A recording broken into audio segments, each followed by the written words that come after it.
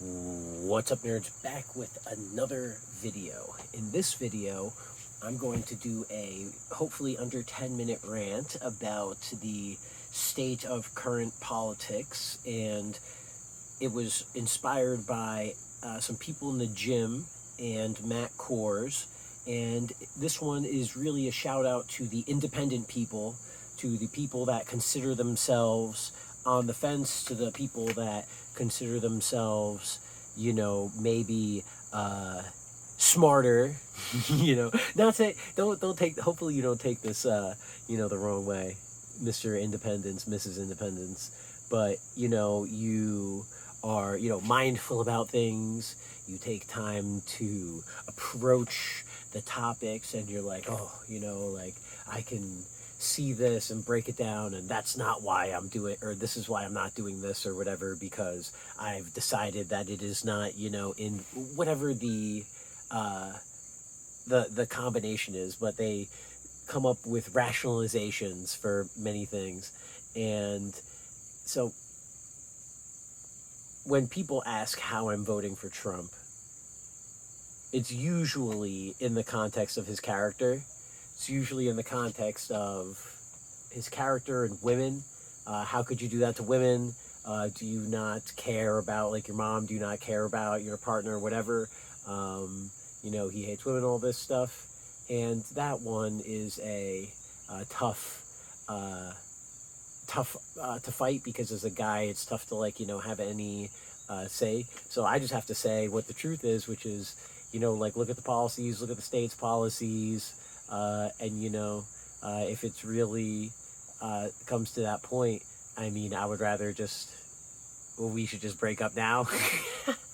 We should just find other people now, because if you're going to be wanting an abortion like that, you're probably not going to be you're the kind of partner you're looking for. Like, that's, having been there and done that life, right? And again, there's situations with rape, right? There's situations with extenuating circumstances. I get that, which is why, can states not have emergency things? Like, but again, as a guy, I don't want to go too deep into the weeds, but that's one of the Trump arguments, right? For how could you vote for him?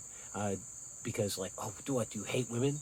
And the other argument that I hear is, just his own personal stuff. Like, he just, it's totally separate from the women stuff. It's just like, oh, he's a sexual predator. Oh, he did all this stuff in the 80s and the 90s. Oh, he supported all these people that, look at the pictures with these white supremacist people. Look at these pictures with whoever, like, how could you vote for someone like that? Aren't you a good person? Like, you only bad people vote for Trump. You don't want to be a bad person, do you? And it's like, motherfucker, I ate those spring chicken. I'm not going to sit here and go into the entirety of my life. There will be a documentary explaining all of my autism and problems for all the people that hate me and want to cancel me, so they can just, watch one documentary and get all the fucking bad shit to use on me for whatever they want, right? But the point is like, I wouldn't be the person I am today, who I very much like, if I was not a complete and total fuck up and a just absolute autistic psychopath combination, like, and the most toxic, terminally online, World of Warcraft raised, like, it was fucking bad, like, really, really bad, right? So, and it wouldn't be, if I didn't go through all of that, I wouldn't learn what I do not want my kids to go through, what I do not want society to become, what I do not want kids to treat other people like. I mean, like, it sucks. Like, it'd be great if I wasn't the one who started all this shit. If I didn't like it, it'd be great if my childhood wasn't so fucking embarrassing. But I mean, like, hey, someone's got to fucking do it, and thank God I'm able to, like, look back and able to give you, like, a little bit of the mindset of this shit, right? And, so obviously, Trump, would I have preferred him not perform some of these actions? Yes, obviously, right? But when you look at the decades of follow through, when you look at the physical actions performed and the follow through of all that, right? It's like, okay, when was the last time he sexually assaulted someone?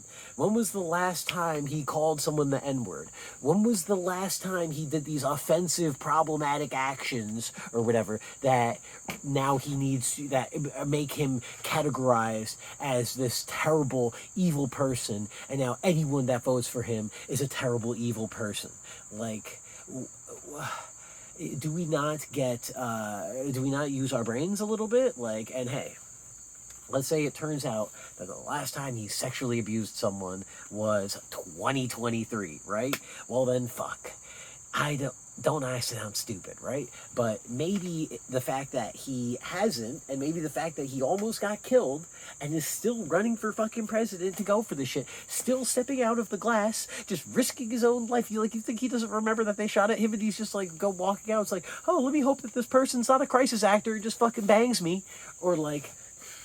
But so, the point of this first section is, it's great if you are a perfectly moral, ethic person who has never fucked up in their life, who can stand on the highest mountain, who is has never drunk a single drank of alcohol or drip of alcohol, who's never smoked a single anything, who's never taken a single drug, who's never mistreated anyone anyway, who has never been, and you are going to stand there and preach to me about how I can't vote for Donald Trump because you are just such a perfect human being. Like, great. But for anybody else that has made any sort of mistake or has learned or has hopefully learned from anything in their life, like, you should be able to understand, this. At least that's how I see it, right? Because it's just, ridiculous to still hold people to that. Who are you to hold people to that standard? Who the fuck are you? How crazy, your ego must be out of control, out of fucking control.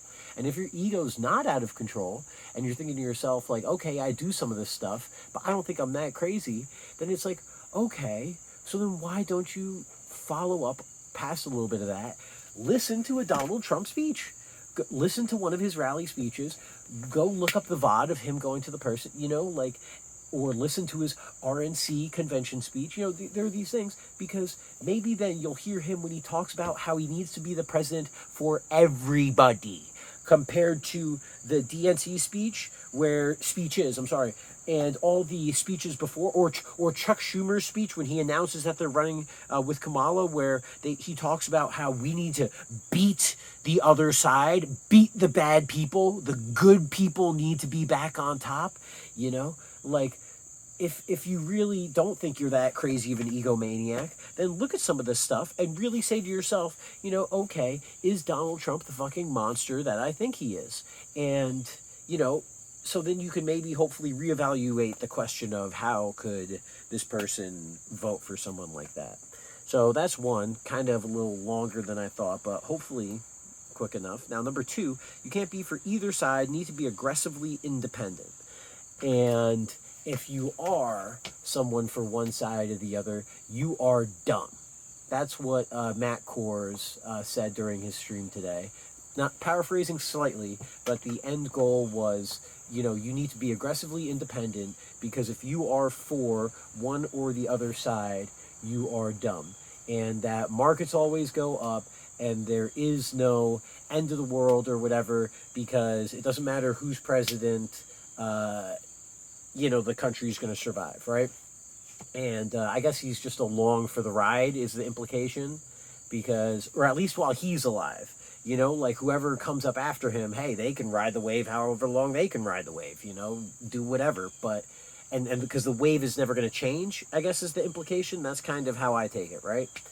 And so for me, if you are aggressively independent, because again, this video goes out to all the independents out there, right?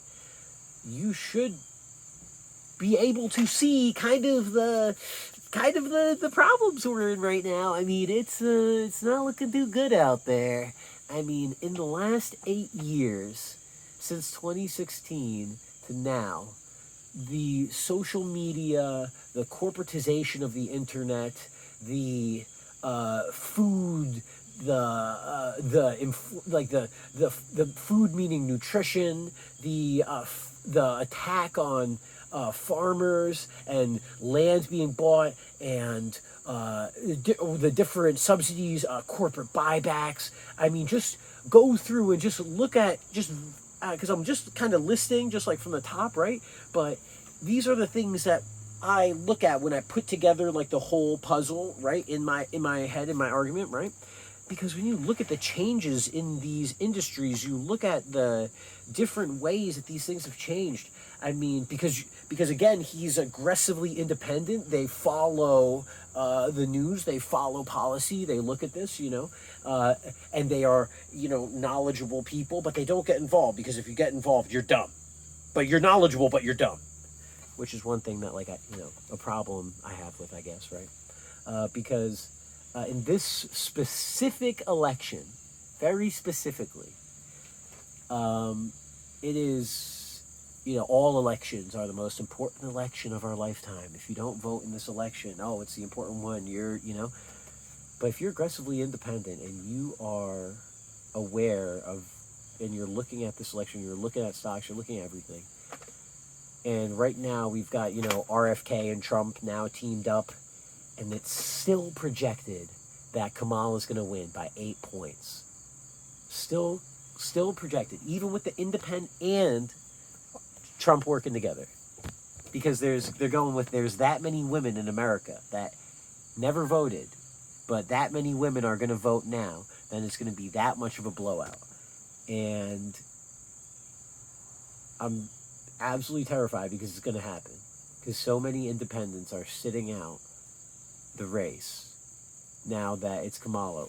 And combined with a woman, combined, the RFK vote is not going to beat the women vote in principle, because there's that many women that aren't registered that are now going to register and going to vote, that they can just pump it up with however many illegals, pump it up with however many ballots, just like they did in 2020. I mean, I'm not going to go into that whole argument, but we'll just say that, just to prepare, because I said this before 2020 in my videos, check it out, and I'll say it before 2024, you don't need to overpopulate states to win states by insane margins.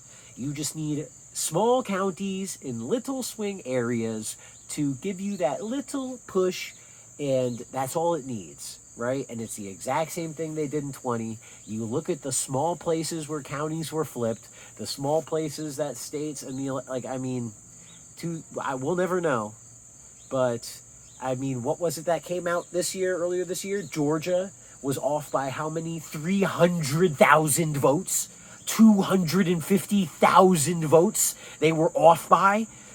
I mean, this is a total switch, but Biden's job reports this last, 3 weeks ago were off by 1 million people? But we're still going to sit here and say that Biden has economy. We're still going to sit here and say that there was no election interference and they won. And I'm a conspiracy guy, and this video is just some crazy lunatic ranting. Fine. Think that, whatever. But I had to just, because I'm dumb. I'm dumb. And I'm a conspiracy guy, and I'm a Trump guy, and all these fucking labels and bullshit. How could I do this? Whatever. And I had to just fucking rant into the void for a little bit, because god damn it, Trump had a guaranteed in the bag win, and then Biden had a stroke, went into a coma, whatever, gave the Democrats the chance for them to make the swap. Chuck Schumer came out, said, we are ready to move forward with Kamala. Who's this we?